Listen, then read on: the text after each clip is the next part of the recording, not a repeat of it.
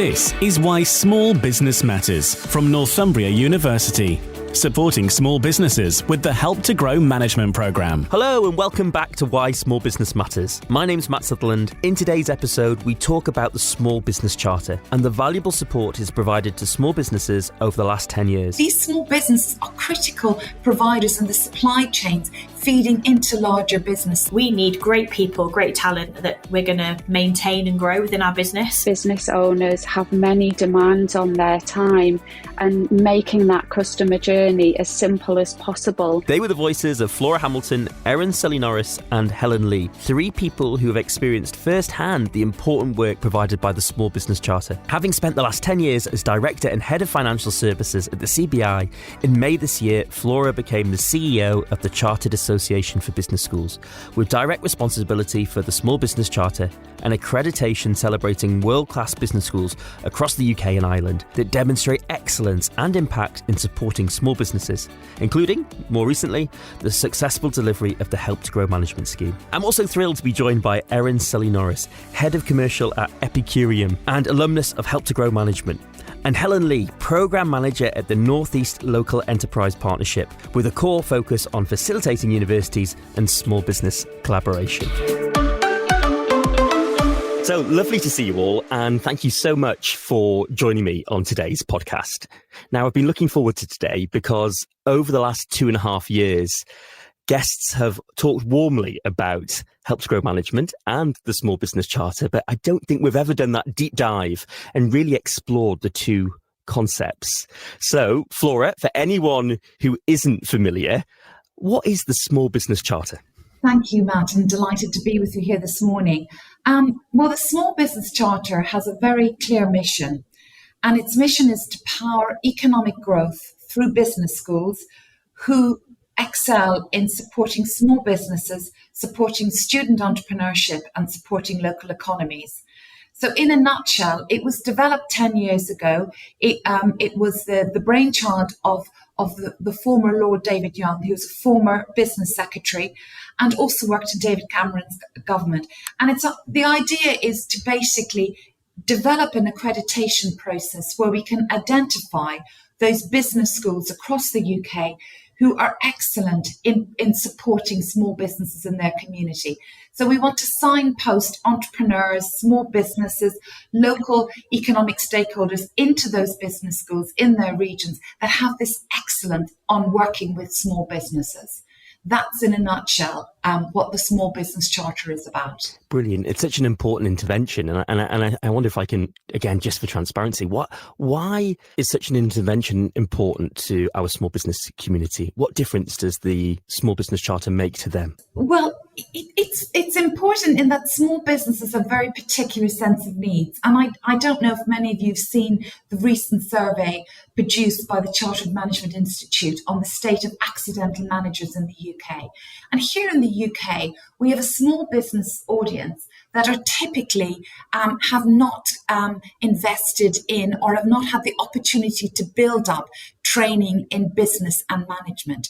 So this is something that's been a real challenge for us in the economy and has actually had the impact on this small businesses suffer from lower productivity because of this lack of focus on business and management, accumulating business and management expertise. So therefore, the thinking behind the Charter over 10 years ago is to find a way to actually enable those small businesses to identify the business schools that can help them to do this. And, up until about 2 years ago, we had identified 30 business schools across the UK who really were centres of excellence that really had the mechanisms there to support those small businesses and to ensure that they were embracing, best practice in business and managerial skills. And you talk about the role of business schools, don't you? Actually being kind of a core DNA or that infrastructure to supporting the work of the Small Business Charter. Why are business schools important? Well, business schools are centre of excellence. What you've got is, business schools are centres of excellence. You've got three parties in the business school. You've got the students, And, so 1 in 6 students in the UK are studying business and management. You've got 25% our business students and management students are 25% more likely to turn out to be entrepreneurs. So you've got that student community, you've got the entrepreneur lifeline within those business schools. You've also got the Centre of Excellence in Academics. You've got academics doing research, accumulating knowledge, looking to do knowledge exchange. And what you're doing is, and they're grounded in their local communities. And what they are is they're like ecosystems where they're bringing in and they're working, they're training the managers of the future. And they're also there to support the businesses and provide that executive education along the way. And executive education is not just for large corporates. It's also very important that we have a focus on executive education provision into small businesses, small and medium enterprises. And that's really where the role of the business school, and they should be at the centre of their local business community, working with the chapters of the Federation of Small Business, working with the Chambers of Commerce, with the IOD, and with the local government agencies, or if they're in a mayoral combined authority. So that is the key glue that the business school brings into that community. Yeah, and it's so nice that transfer of knowledge from a business school, as you say, into the small business community is so powerful, isn't it? And it's so rich. And I know many business schools and broader universities that listen to this podcast who are working with SMEs but aren't currently members of the Small Business Charter. What would you say to them? What would you say to them to entice them to become or consider them to become accredited? Well, I think they're missing out on an opportunity. We have, we've got 5.5 SME businesses here in the UK, and we know, and the rationale behind Help to Grow, the rollout of the Help to Grow programme, is that we need to address productivity levels across the UK, particularly outside of London, which benefits from the very high productivity in financial and professional services industries that dominate, are very, very strong in London. So we know that there's huge opportunity here for other business schools to come in and be working with small businesses. And clearly, I would also add in there, these small businesses are critical providers in the supply chains feeding into larger business. So having that engagement with businesses right across the economy and being able to focus in and support them, particularly when they're smaller and they're developing. And also, let's remember, there'll be a proportion of that small business community that are our unicorns and decacorns of the future. And if I was a business school, I'd want to be talking with them from day dot.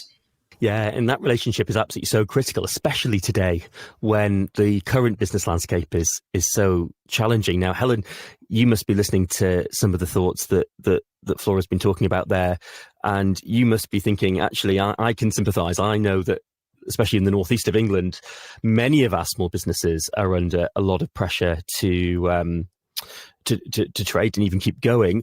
Listening to Flora, how does that sit with you in terms of this relationship of businesses and universities working together? Is this a good thing? Absolutely, it is a good thing. I think, there are many businesses in the northeast, the vast majority of which are in that SME category. And I think by talking to those businesses and understanding the ambition that sits behind those businesses, kind of where the Growth Hub helps particularly is just helping them to signpost them to the most beneficial support, or whether that's business support or finance, to enable that next stage of growth, or even for them to start the business. I think business owners have many demands on their time, and making that customer journey as simple as possible is really important. So I think it's it's crucial, really, that stakeholders and the deliverers of support work together so that journey is as seamless as possible. And I think supporting those business owners to just get to that next stage, whatever that may be. Now, you're a big advocate of the work that the Small Business Charter does, and of course the broader universities and that working relationship. And you work for the North East Local Enterprise Partnership. What is the North East Local Enterprise Partnership? What does it do, and how does it support small businesses within the local community? Okay, so the Northeast Local Enterprise Partnership writes the strategy for the region, so it's the kind of go-to document for kind of government. We are in a transition to that mayoral combined authority, and LEPs are one of the Northeast LEP is one of a family of 5 organisations that are moving into that new mayoral combined authority.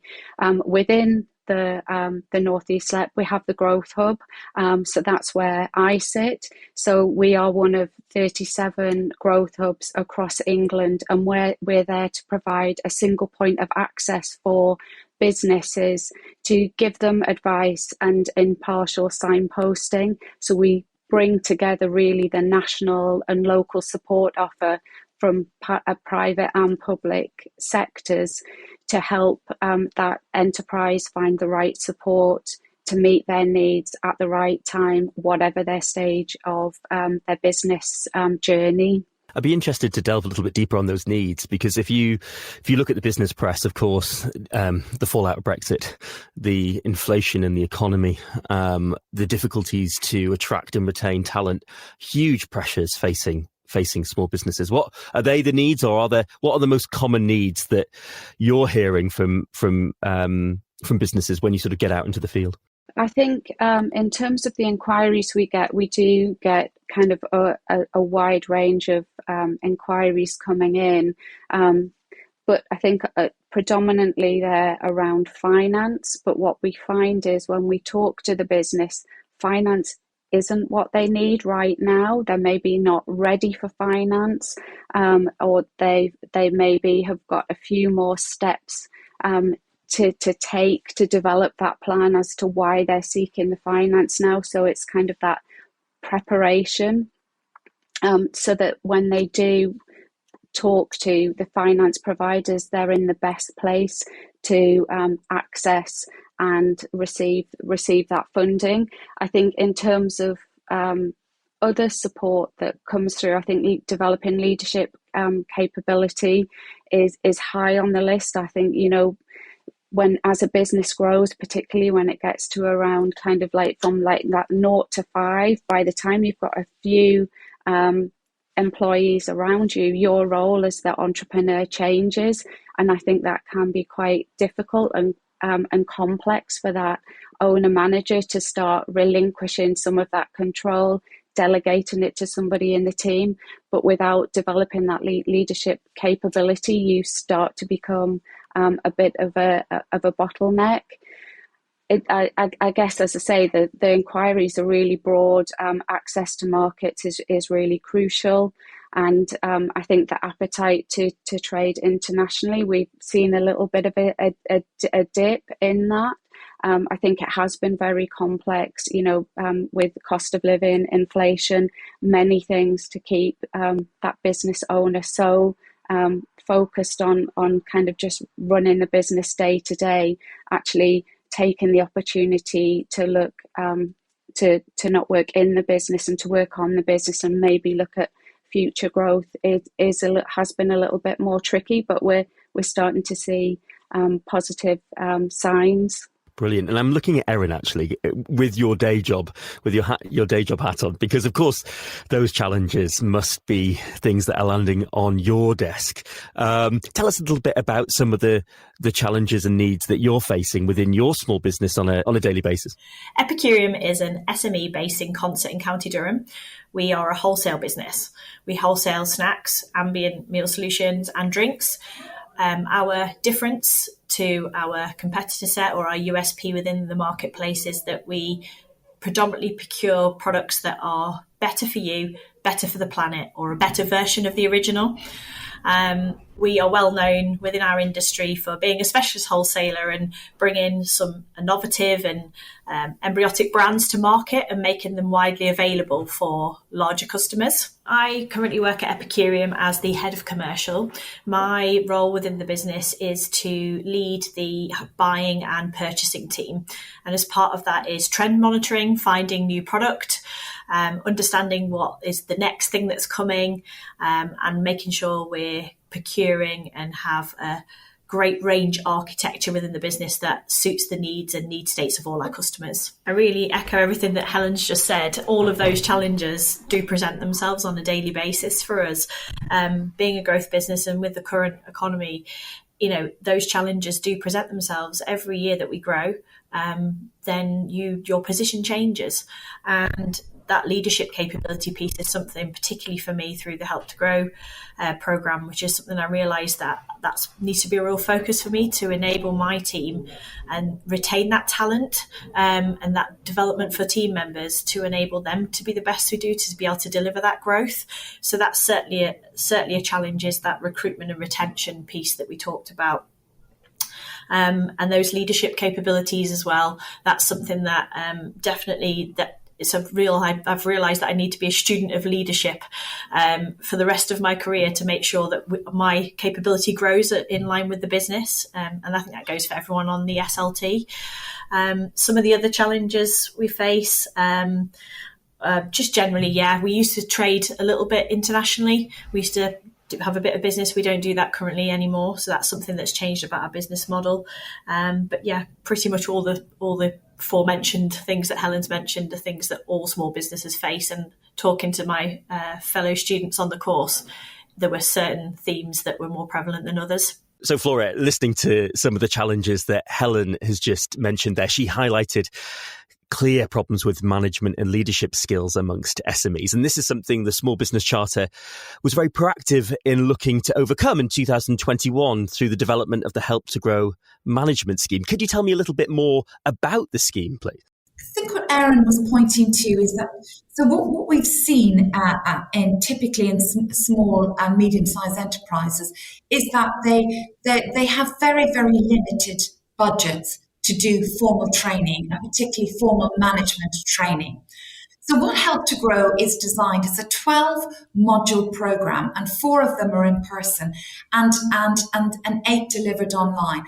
And the idea is to take through the course participants through a structured program, and it's delivered identically in every single business school that's delivering it. Whether you're doing it in Aberdeen or you're doing it in the Isle of Wight, you get the exact same curriculum. And it's looking at all the core facets of how you can manage your business and how you can deliver it to growth. It also provides you with a mentoring service. And at the end of it, the participant should be coming up with a growth action plan if they don't have one already for their business. So it's looking into those key areas around marketing, around people management, and really trying to fine-tune those skill sets, and obviously around financial management as well. That's very, very important managerial skill set. So that's the purpose behind it. And Help to Grow is the third program that the Small Business Chartered members have been tasked to deliver on behalf of government. The first was Business Essentials. The second was the Small Business Leadership Program that was put together towards the end of the pandemic. And this was launched in 2021 as the brainchild of Rishi Sunak, our current Prime Minister. And what he had witnessed, it's built around a program that the Goldman Sachs Foundation had been running already through their philanthropic program of supporting entrepreneurial businesses, and it's modelled on that. And the idea is that government is bearing 90% of the cost of this course delivery, and the small firm just has to pay £750 to get this kind of mini program. Some might even call it, God forbid me, some members may not be happy, a mini MBA for SMEs. It's a very, very concise program that takes them through. And then it's also supported with alumni activities. So we're running networking events, opportunities. We had the National Alumni Conference for the Help to Grow participants. We held that in London about 10 days ago, and where you had motivational speakers. We heard from the founder of HomeServe, Richard Harpen, right down to very, very practical breakout sessions around things like improving employee engagement or business strategy, how to develop your strategy. So that's really, in a nutshell, what the program is building. It's building a community.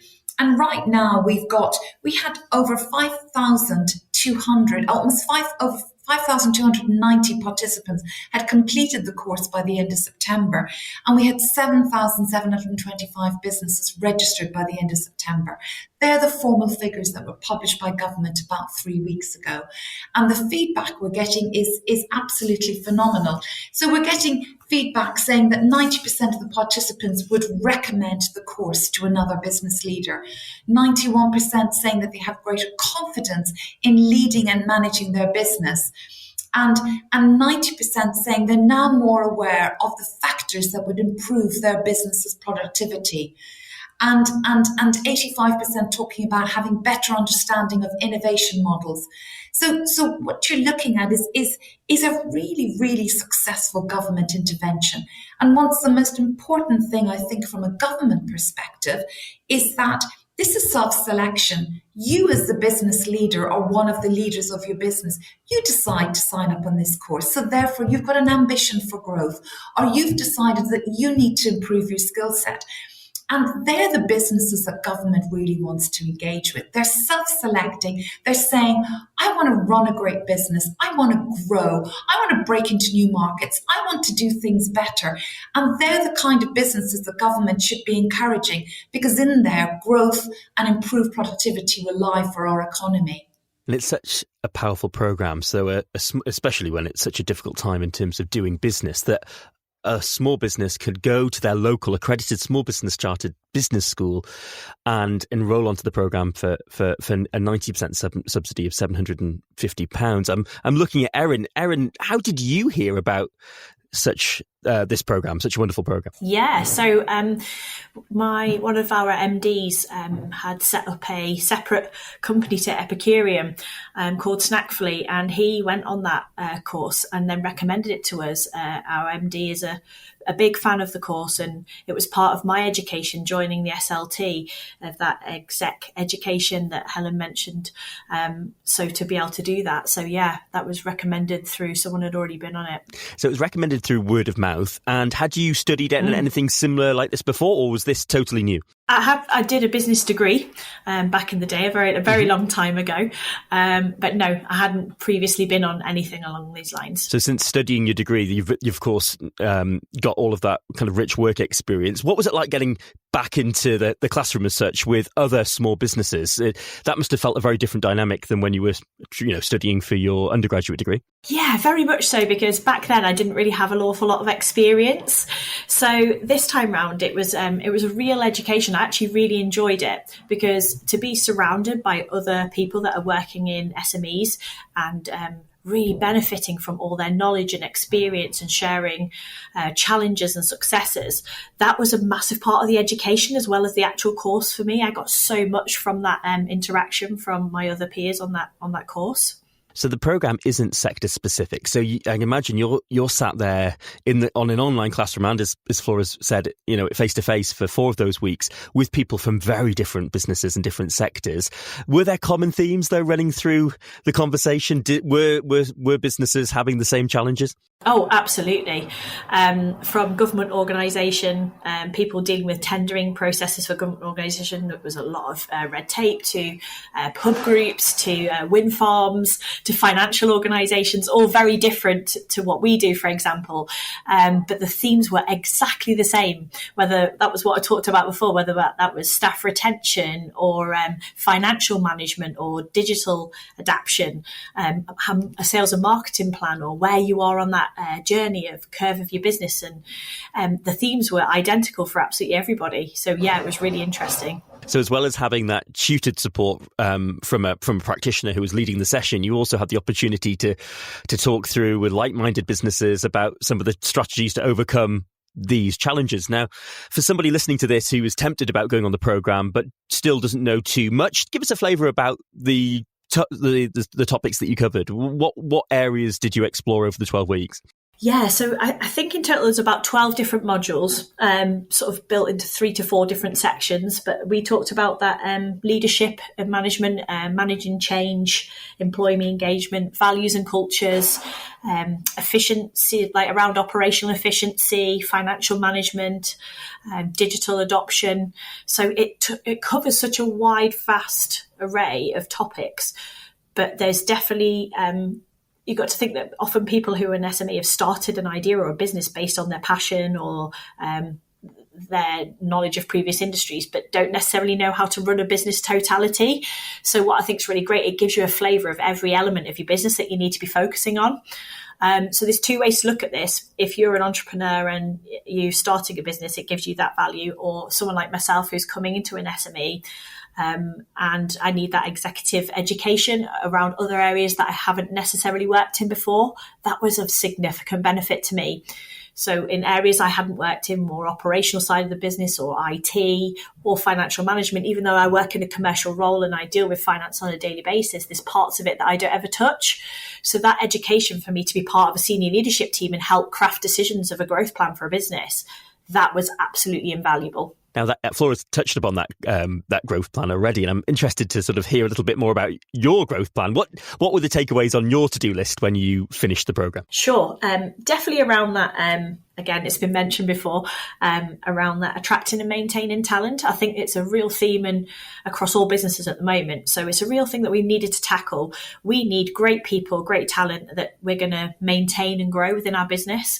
And it was something that I thought, right, we really need a plan for this. So it's something that, I mean, like I said before, I'm kind of just fresh off the course. However, already we've looked at employee engagement. We issued out a survey to all staff members to ask them questions about working here, culture, environment, their development.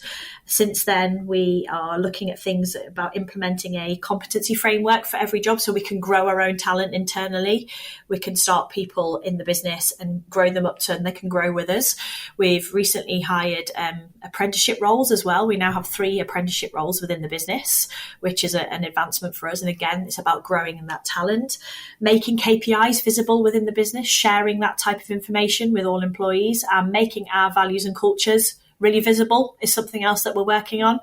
So that's just a snippet of one piece of that journey that we really need to improve on. And that is something I've definitely learned from that course, and with help from my mentor as well on implementing those. So yeah, that particular piece is something that we've started working on already. For anyone listening to this who is thinking about going on to Help to Grow, they're still a little bit undecided. What are the 2 to 3 takeaways that you say to another business who is thinking about going on the programme? Why should they do it? Do it. Don't hesitate, because every part of that course you will get value from, whether that's the actual content of the course, whether that's your peer group and the learnings from other small businesses. Some of those insights have been absolutely invaluable. And also the mentorship. That has been fantastic for me personally, and I believe the business will benefit in return for that. There's 3 elements there for value, in terms of value for money, for what you're actually contributing for the course. And for those 3 elements, they are 3 things that for that money you would not get anywhere else. It will help you in the areas that you're maybe not that strong with, and it will help you focus that. It gives you a set of tools, a suite of tools that are really worth looking at and using within your business as well. So if you don't currently know, or you're on that growth journey and you don't know where to go next, this will definitely help you in whatever area, because it covers most topics. Helen, listening to that then, what difference do you think the Help to Grow management programme has made to the businesses that you see in the northeast of England? Have you seen a difference since the programme started in 2021? I think the great thing about Help to Grow is that the option is there for business leaders to engage with the programme. It's great to see some really good case studies and Erin sharing her experiences, because I think actually learning from another business is really important. And I think fellow business owners can appreciate and think, well, that sounds like me, maybe I should look at it. So I think you can't underestimate the value of kind of case studies and fellow business leaders and senior leaders talking to each other. I think one thing that Help to Grow does do as well is it allows that either that senior leader or entrepreneur time out of the business to work on their business. And I think that can't be underestimated, because again, when you're working in your business, you may commit to spending some time to develop strategy or kind of whatever your priorities are for that day, but it's so easy to be drawn into other things. So I think actually physically being away from the business is so helpful. You're listening to Why Small Business Matters. Find out how Northumbria University can help your business thrive through the Help to Grow management programme. Delivered by leading small business and enterprise experts from Northumbria University, with the support of leading figures from industry and experienced entrepreneurs. The programme supports senior managers of small and medium-sized businesses to boost their business's performance, resilience and long-term growth. The 12-week programme is 90% funded by the government, and the fee payable by participants is £750 and has been designed to allow participants to complete it alongside full-time work. The in-depth, high-quality curriculum supports you to build your capabilities in leadership, innovation, digital adoption, employee engagement, marketing, responsible business and financial management. By the end of the program, you'll develop a business growth plan to help you lead your business to realize its potential. To find out more about the program, the modules, eligibility and fees and delivery dates, go to northumbria.ac.uk/help-to-grow. You're listening to Why Small Business Matters. Today we're talking about the Small Business Charter and the Help to Grow Management Scheme. I'm Matt Sutherland, and joining me today is Flora Hamilton, Erin, Sully-Norris and Helen Lee. So Erin's mentioned about the accessibility of the programme and how small businesses, of course, can partner with their local university. But actually, Flora, you don't need to have had a degree before. You don't need to have a relationship with that business school already. This is open to everyone. Am I right? Absolutely. And this is the beauty of the course. You do not need to have studied before. For many people who are doing this course, it's the first time they have crossed the threshold of their university as a student. And that is exactly what is intended with this course. The small business chartered business schools, they act as a doorway into the business school for small businesses and obviously into the wider university. Within there, you've got offers around apprenticeships. Also, the business schools are running many other programs. They may have got other funding from the Levelling Up Fund to offer coaching or green skills, and many of them run SME forums. There's also the other thing as well that those members will bring to complement the Help to Grow. Many of them run student entrepreneurial programs where you can actually go and get consultancy and do some testing of product ideas among students and how you would take that to market. So there's lots of reasons. And the key thing is that it's open to everybody. Every SME business can go and contact the business school for Help to Grow. You need to have a minimum of 5 employees. So that's the sort of criteria that's set there by government. And it's such an important point because I think universities are intimidating and they're huge estates. And very frequently people just don't know where the front door is. But actually enrolling on this programme gives you that opportunity to get in and get your foot in the door. And of course, then to hear about the other opportunities that the universities can offer to support business, which of course is fantastic. Flora, why does small business matter? Well, it matters. The stats tell us that it matters. We have 5.5 million SME businesses here in the UK.